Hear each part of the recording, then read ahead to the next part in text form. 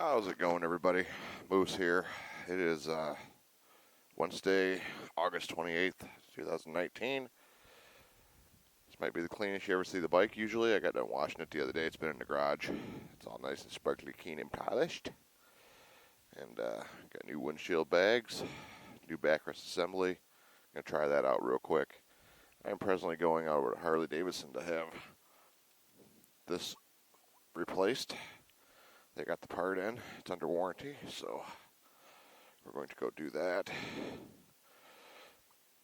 Really haven't been riding too much lately. Since I know that the big trip's coming up here in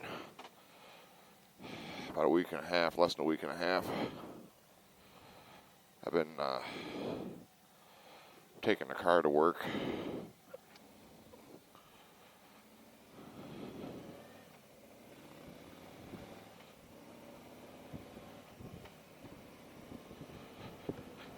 Yep, I decided to wash the old bike up, polish it, and get everything cleaned up on it. Did that backrest like I said. Had to buy a whole new system. I did get a part number off the shock that's on this new one. I noticed when I took it off and compared the two units that Harley Davidson must have switch companies on who they got the shock from, because the brand name is different. Either that they use whatever they can get at the time. I'm not really sure. So maybe they're having problems with the other shock, or I just got a defective one. I mean, there was 26,000 miles roughly against it, or 25,000, sorry. So that's quite a few miles against the backrest that moves. But the new one feels solid. It didn't move, so it should be good like it was before. So we'll see. Did luck out. I got it on sale. When I went down, everything was 20% off, so I bought the bags and new backrest assembly, and I got I saved myself like $70, $80, which is probably still twice as much as it actually cost them. I did learn a few things during the washing and polishing of the bike. I mean, things that are probably pretty well common sense, but I wasn't thinking about it at the time. Keep your grips around. Whew, warm hands. That is... when you're going to put a seat on the size of this Zeppelin, it's probably wise not to have polish all over your hands.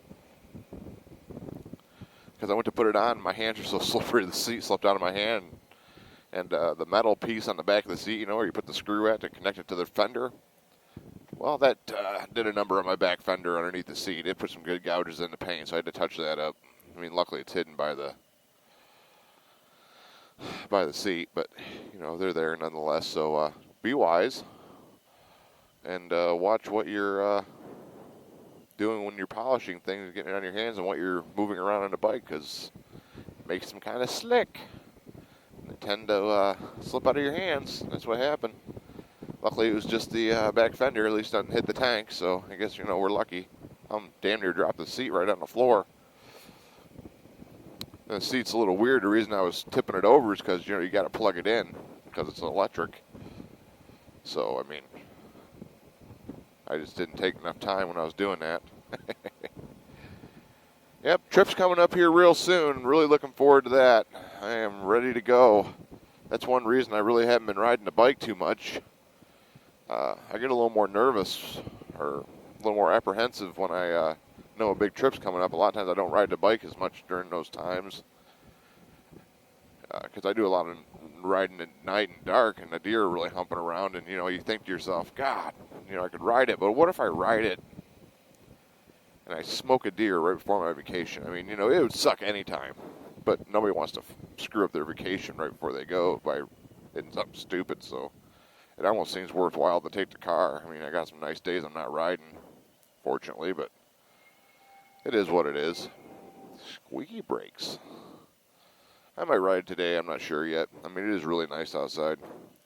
It's, according to this, 73 degrees. Nice and cool, not real hot. Perfect weather. I'll see how this feeling gets me. I just, you know, kind of, you just want to make sure everything goes well on the trip, so you don't want to cause anything to happen before you leave. I finally replaced my do-rag. That one from Tail of the Dragon was 2 years old, pretty well stretched out, and had a little hole in it because I dropped it on my exhaust pipe one day when I got to work.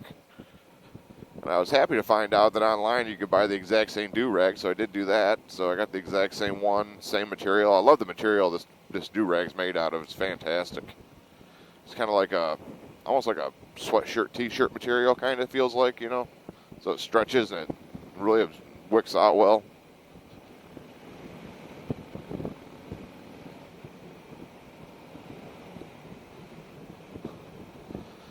But, yep, we are on our way to Harley-Davidson, Town and Country Motorsports, Cement City, Michigan. So it'll take about a half an hour to get this thing back together, so hopefully that's true, because I got to be at work at 2 today for a meeting, and then tomorrow they got me coming in at 1 for a meeting. It's like, I wish they'd just pick one schedule for me.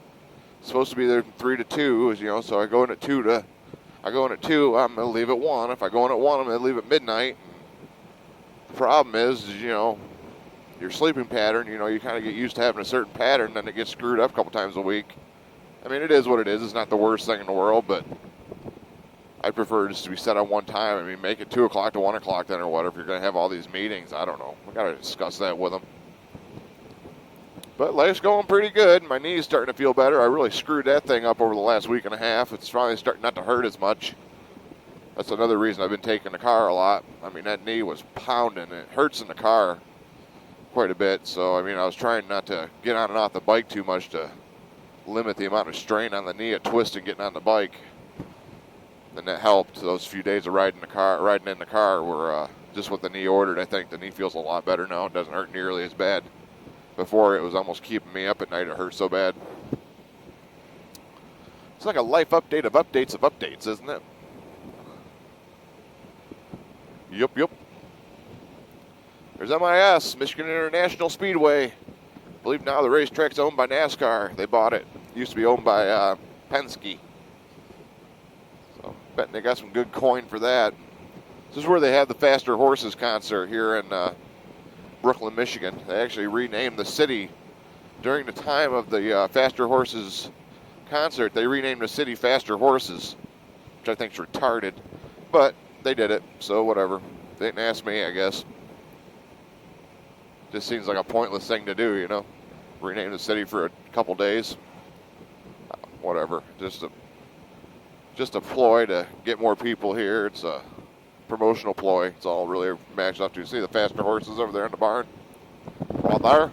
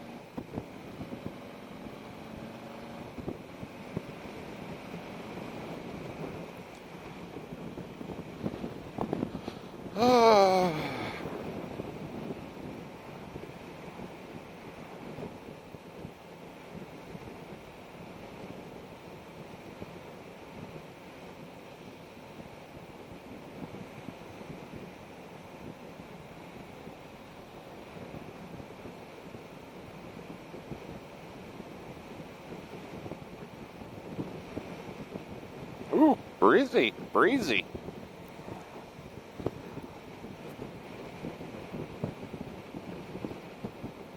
Bags look really good on there. I like them.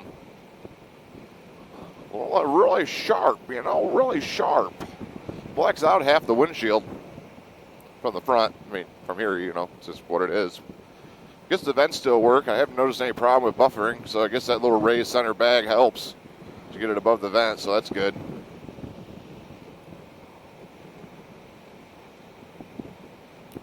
Just a video rambling.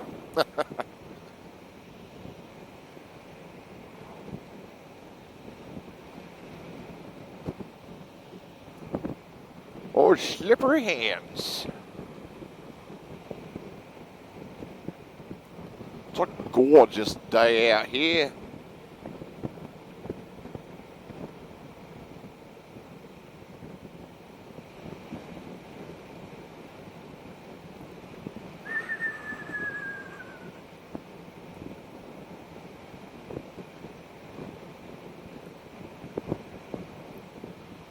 well, I'm going to cut this video off right here. I'm about 2 minutes away, 3 minutes away from the dealership.